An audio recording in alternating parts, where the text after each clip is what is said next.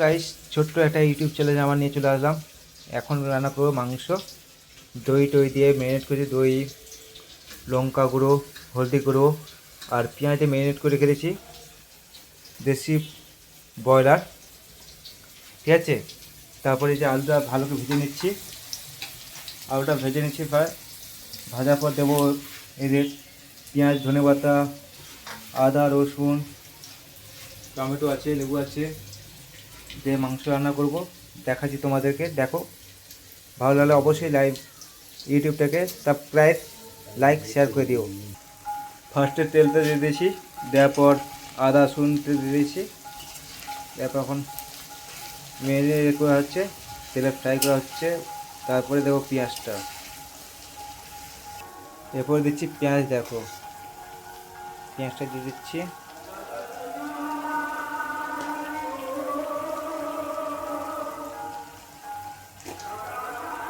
পেঁয়াজটা দিয়ে দিচ্ছি, হালকা লবণ দিয়ে দেবো। লবণটা দিলে কী হয় কি, পেঁয়াজটা হালকা গলে যায়, নিলে পেঁয়াজটা ড্যাম ড্যাম হয়ে তাকিয়ে থাকবে।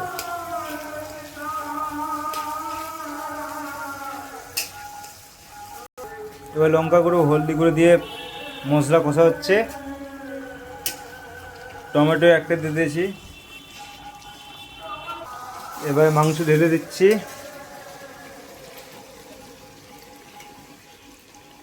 ওই জলে ঢেলে দেবো, তুই আছে।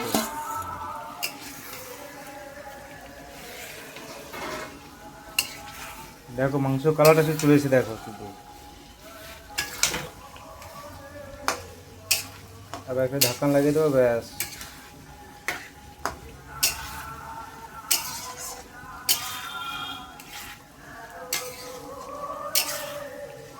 ভালো লাগলে অবশ্যই লাইক, শেয়ার, কমেন্ট, সাবস্ক্রাইব করে দিও বন্ধুরা।